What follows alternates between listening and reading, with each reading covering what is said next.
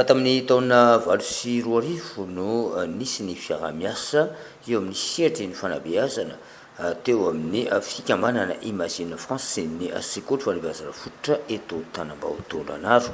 Nandritra izay folo taona niarany asa izay dia efitrano valo no naoriny reto mpanao asa soa ireto teto amin'ity sekoly ity.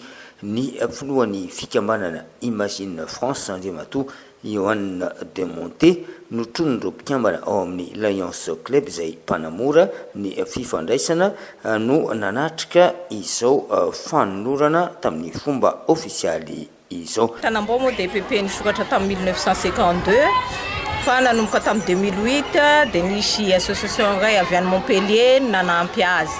Dia nanome azy ireo efitrano fianarana hatramin'izao 2018-19 zao efitrano fianarana valo no azonay taminazy. Mety aminay ny fisian'ny efitrano fianarana satria noho ny habetsaky ny ankizy mahatratra efajato sy arivo dia afaka manao plein temps zao ny T5 sy T4.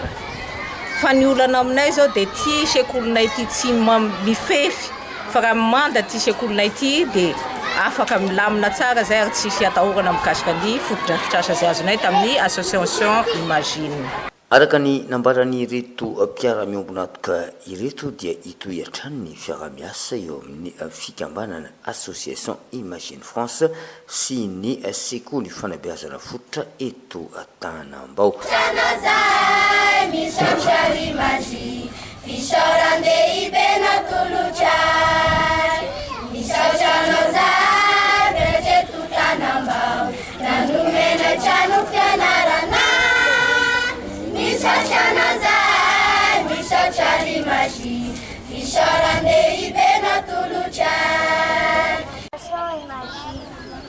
Nous les élèves de EPP Tanambao vous remercions pour les 8 salles de classe qui vous avez pour donner.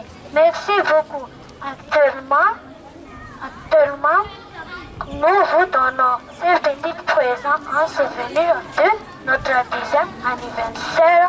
Merci pour tout.